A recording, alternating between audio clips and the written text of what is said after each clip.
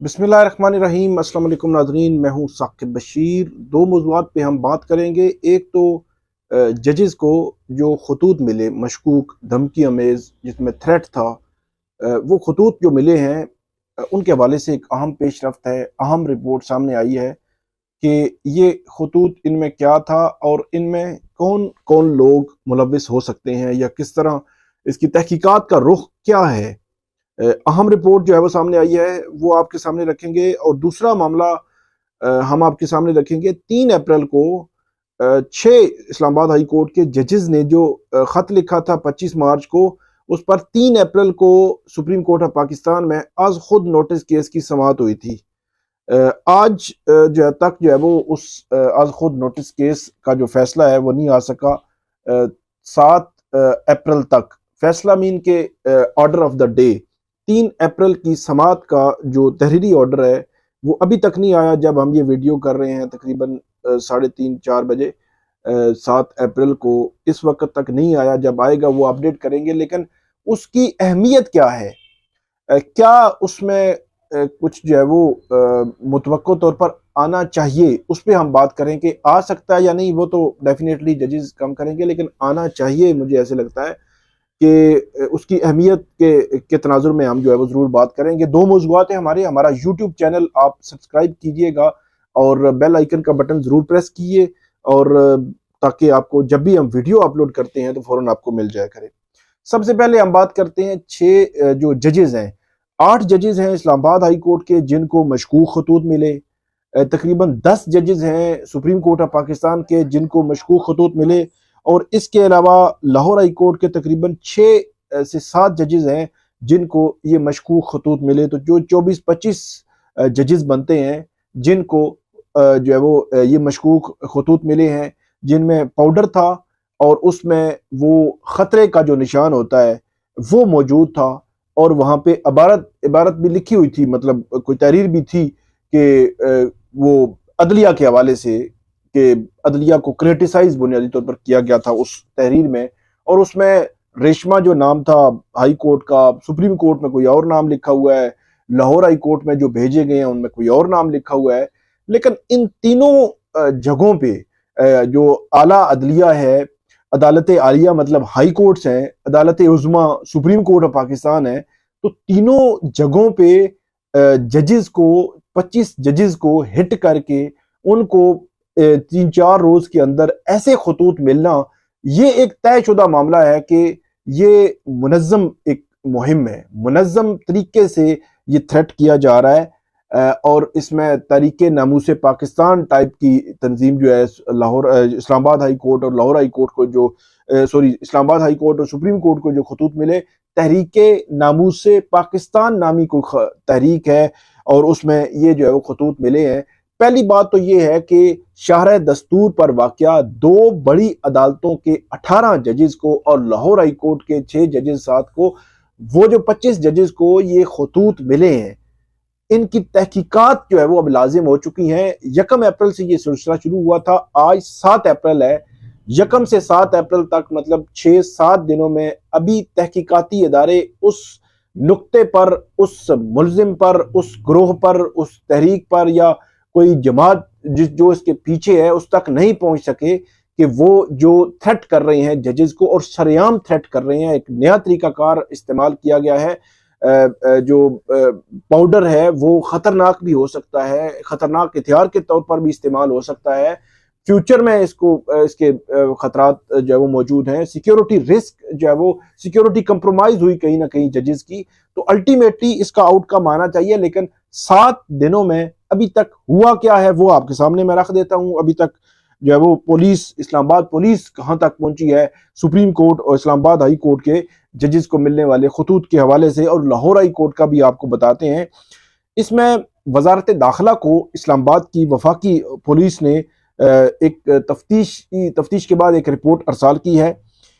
इस रिपोर्ट में 2 अप्रैल को हाई कोर्ट के 8 जजेस को जो खतूत मिले थे उनसे मुतल्लिक लिखा गया है, और 3, 4 और 5 अप्रैल को सुप्रीम कोर्ट के जजेस को जो 10 जजेस को जो खतूत मिले थे उनके हवाले से ये रिपोर्ट दर्ज है। दोनों के अलग अलग मुकदमे इस्लामाबाद के जो थाना CTD है دو الگ الگ ان کے مقدمے جو ہے وہ درج ہوئے ہیں، لاہور کا بھی الگ مقدمہ درج ہوا ہے۔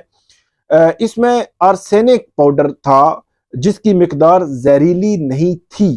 اچھا، میں نے پچھلی ویڈیوز میں نے آپ کو بتایا تھا کہ کچھ ماہرین سے ہماری بات ہوئی تھی، تو جو آرسینک پاؤڈر ہے بہت زیادہ خطرناک نہیں ہے، لیکن آپ یہ کہیں کہ یہ ایک نارمل پاؤڈر ہے، یہ بھی نہیں، ایسا بھی نہیں ہے۔ یہ اس میں خطرہ، ڈینجر موجود ہے، زیادہ نہیں ہے لیکن موجود ہے۔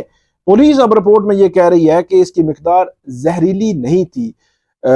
آرسینک جو پنسار ہوتا ہے، پنسار ان سے جو ملتا ہے ان کا ڈیٹا اکٹھا کیا گیا ہے۔ مطلب راولپنڈی، اسلام آباد یا ان علاقوں میں جہاں جہاں سے آرسینک پاؤڈر ملتا ہے، مل سکتا ہے، لوگ خرید سکتے ہیں، ان کا ڈیٹا پولیس نے اکٹھا کیا ہے۔ تفتیشی ٹیمیں ان تمام جو دکانیں ہیں ان کے جو ہے وہ دورے کر رہی ہیں، پوچھ رہی ہیں۔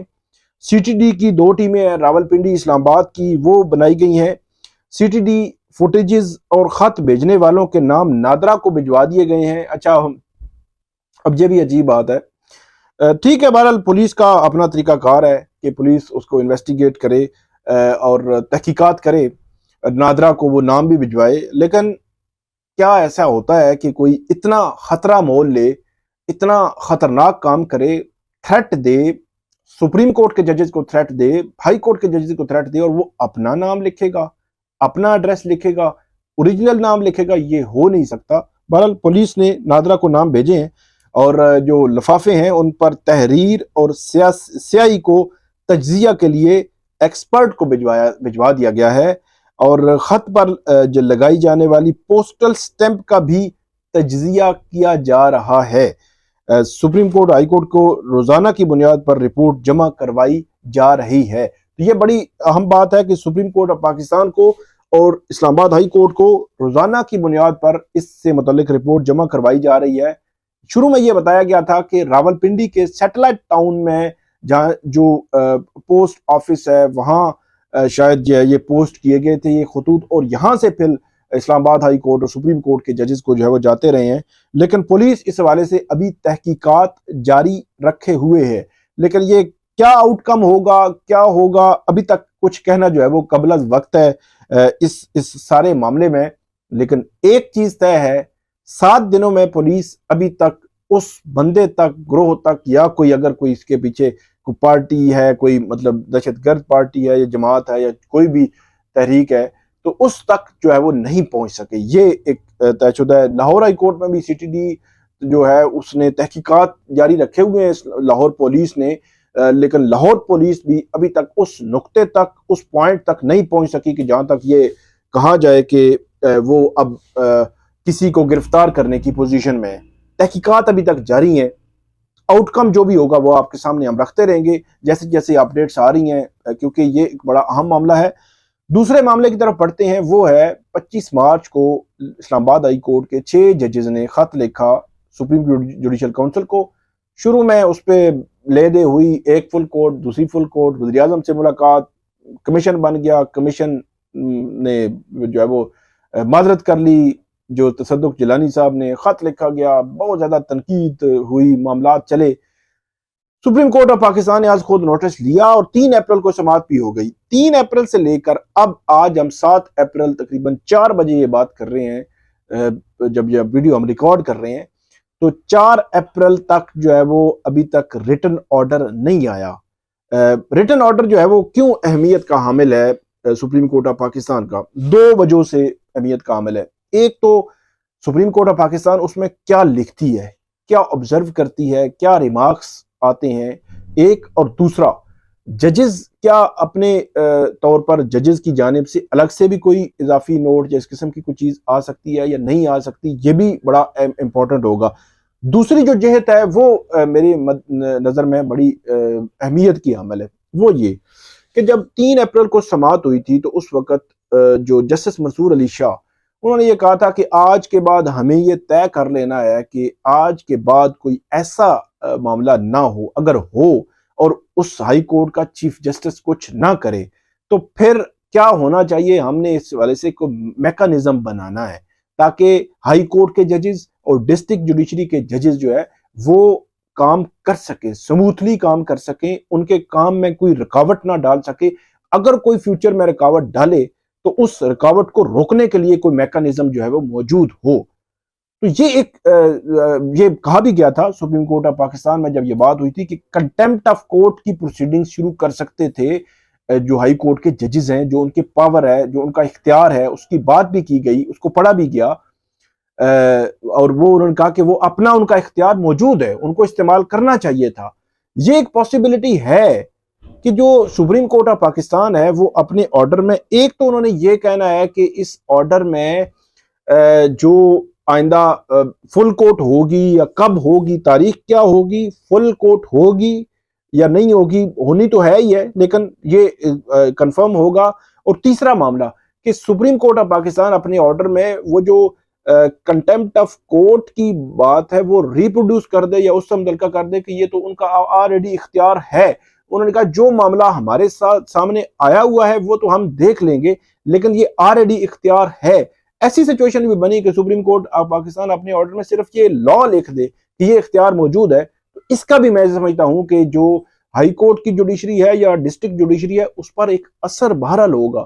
ان کو پہلے پتہ تو ہے ہی ان کو کہ یہ ہمارا اختیار ہے، لیکن ایسے اختیارات، ایسی جو سنگین نوعیت کے معاملات میں اس اختیار کو ہم ریسنٹ پاسٹ میں یا اپنے ماضی میں اگر ہم دیکھیں تو ایسا اختیار استعمال نہیں کیا گیا.